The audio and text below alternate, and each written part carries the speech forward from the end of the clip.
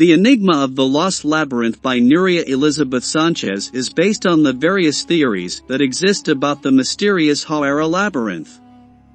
Nowadays, the facts seem to be somewhat clearer, although the discovery continues to raise doubts. The author Nuria Elisabeth chose this highly controversial subject because of the plurality of hypotheses, since this provided a magnificent game to turn her story into a huge puzzle. Back in 2004, in the Nuria special magazine dedicated to this magnetic Egyptian civilization, the theme of the labyrinth was discussed as one of the 10 great enigmas of ancient Egypt. At that time, it had not yet been found, and the legends about it were very attractive. It was then that the writer decided that one day she would write about it, and many years later, she did. In her novel, the protagonists are based on the description that Herodotus made in his book History to go in search of the lost labyrinth together with the prevailing reality of discovery today. Here I leave you with the meticulous narration with which the Greek historian delighted his readers in ancient times and that so disturbed archaeologists and treasure hunters later. They also decided to leave a commemorative monument to him in common and, having made that decision, they ordered the construction of a labyrinth, which is located somewhat to the south of Lake Maris, approximately at the height of the city that is called Crocodilopolis. Already the pyramids were, without a doubt, superior to all waiting and each of them comparable to many and even great works, but the truth is that the labyrinth surpasses even the pyramids. It has 12 covered patios, 6 of them oriented to the north and the other 6 to the south, all contiguous, whose doors open one in front of the other, and surrounded by the same exterior wall.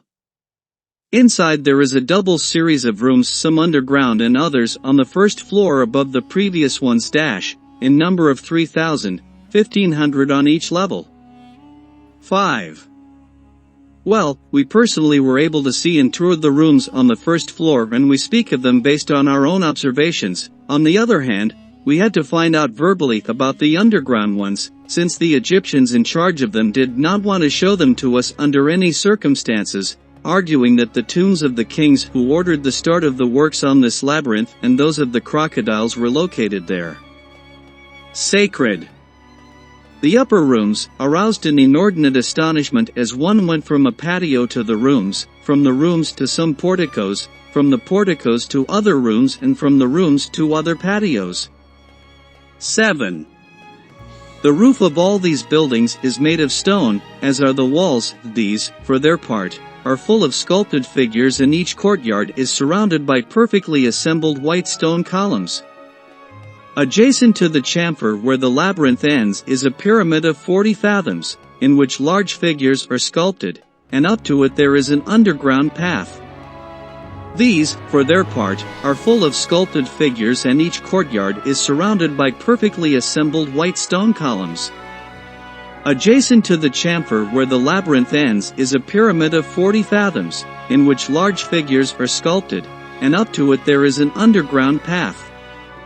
These, for their part, are full of sculpted figures, and each courtyard is surrounded by perfectly assembled white stone columns. Adjacent to the chamfer where the labyrinth ends is a pyramid of 40 fathoms, in which large figures are sculpted, and up to it there is an underground path. Herodotus, History, 2, 148-1. This text helped Nuria Elisabeth Sánchez to imagine how it could have been and create a whole fiction. Of course, literature helps us to go far beyond reality and cross the borders that separate it from fantasy. To do this, the writer also based herself on some theories that doubted the characteristics of the Hawara labyrinth found, as it did not have totally exact coincidences with what was described by Herodotus. These ramblings made her wonder if they could be right or not, that they were wrong, and it helped her to develop her own theory and translate it into her novel. Those of you who have already read it know what it is. Those who do not, I invite you to read it and form your own opinion about it. Of course, in the novel, this is not the only topic that is covered. This is only the historical basis, but we will talk about the rest later.